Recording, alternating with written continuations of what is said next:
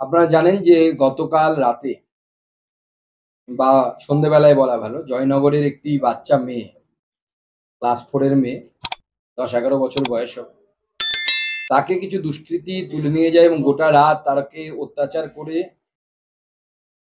তাকে রেপ করে, তাকে মার্ডার করে রাখা হয়, ফেলা হয়।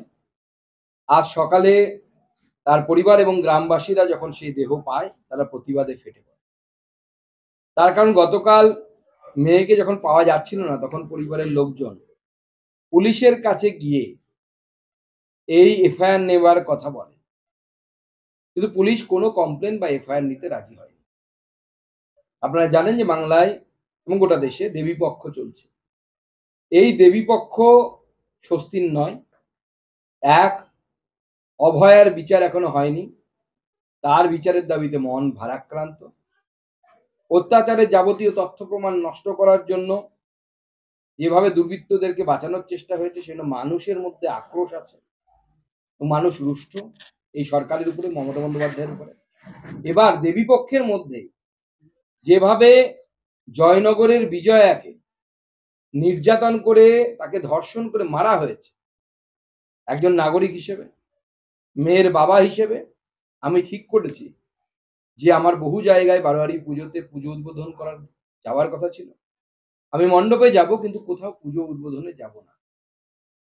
আমি এইভাবে প্রতিবাদ জানাবো এবং যে মণ্ডপে যাব সেখানে মায়ের কাছে গিয়ে প্রার্থনা করব যে সরকার আমাদের মেয়েদেরকে, আমাদেরকে মায়েদেরকে অত্যাচারের হাত থেকে রক্ষা করতে পারছে না। সেই সরকারকে যেন মা শাস্তি দেয় এবং সেই সরকারকে উৎখাত করার ব্যবস্থা করে। আমি মণ্ডপে যাব, মাকে হাত জোড় করে প্রণাম জানাবো। কিন্তু সেটা প্রতিবাদের শামিল হওয়ার মতো, সেটা কোনো উৎসব নয় এবং কোনো উদ্বোধনে আমি যাব না, এই সিদ্ধান্ত নিয়েছি। এবং আগামীকাল যদি সব ঠিকঠাক থাকে, আমি জয়নগরেও পৌঁছবো। এই অত্যাচারের বিরুদ্ধে প্রত্যেকটি মানুষের প্রতিবাদ করা উচিত। এবং যে ধরনের ঘটনা জয়নগরে ঘটেছে, এটিও শুধুমাত্র সাধারণ রেপ এবং মার্ডারের ঘটনা নয়। এই ঘটনা অত্যন্ত চিন্তার ঘটনা, অত্যন্ত মন খারাপ করে দেওয়ার ঘটনা। এবং আমার মনে হয় যে এই ঘটনা বন্ধ হওয়া উচিত এবং এই সরকার সম্পূর্ণরূপে ব্যর্থ। এই রাজ্যের ব্যর্থতম মুখ্যমন্ত্রী এবং নারী সুরক্ষার ক্ষেত্রে ব্যর্থতম মুখ্যমন্ত্রী হচ্ছে মমতা বন্দ্যোপাধ্যায়। তার নাম মমতা বন্দ্যোপাধ্যায়।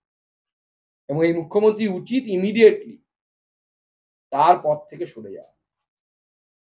যে মুখ্যমন্ত্রী আমাদের বাচ্চা মেয়েদের সুরক্ষা দিতে পারে না, আমাদের ঘরের মেয়েদের সুরক্ষা দিতে পারে না, সেই মুখ্যমন্ত্রীর মহিলা হিসেবে তার পদে বসে থাকার কোনো অধিকার নেই।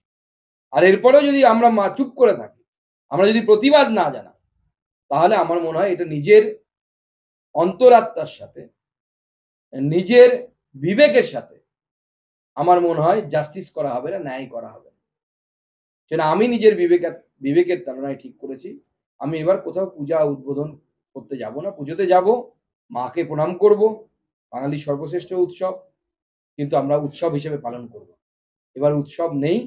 কারণ মাননীয় মুখ্যমন্ত্রী সবের রাজ্যে পরিণত করেছে, বিশেষ করে মেয়েদের জন্য এই রাজ্যকে সব এর রাজ্যে পরিণত করেছে মাননীয় মুখ্যমন্ত্রী এবং তার প্রশাসন।